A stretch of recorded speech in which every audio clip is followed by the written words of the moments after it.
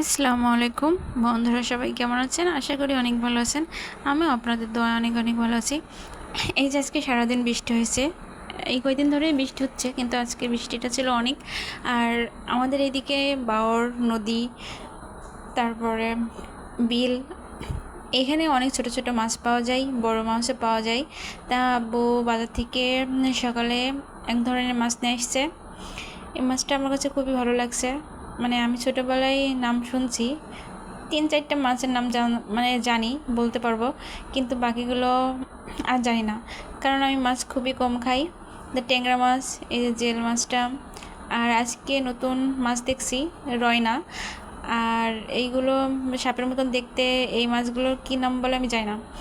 যাই হোক, মাছগুলো মানে অনেক ভালো ছিল, আব্বু বললো। আর আমি এর আগেও মাছ করছিলাম, এই জন্য আমার হাতের অবস্থা ওই। আমি মাছ করতে করতে এই মাছগুলো দেখে ভাবলাম যে আমার বন্ধুদের সাথে শেয়ার করি, যে আমার বন্ধুদের কাছে কেমন লাগে। আর যদি এই মাছের নাম যদি জানা থাকে, অবশ্যই কমেন্ট করে বলবা যে এখানে আব্বু কী কী মাছ নিয়েছে আর এই মাছেরগুলোর নাম কী, অবশ্যই বলবা। কারণ আমি তেমন মাছ পছন্দ করি না, আর মাছের নামও আমি তেমন জানি না। আপনারা হয়তো বলতে পারেন যে এত বড় হয়েছি মাছের নাম জানি না।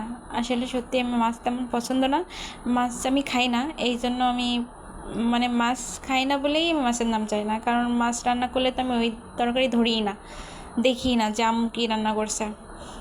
যাই হোক, যে এই মাছগুলো অনেক জ্যান্ত ছিল, মানে হাতের ভিতরে পিছলে যাচ্ছিল, ভয়ও লাগছিল। আর দেখছেন কীভাবে লাপালাপি করছে, সব জ্যান্ত মাছ।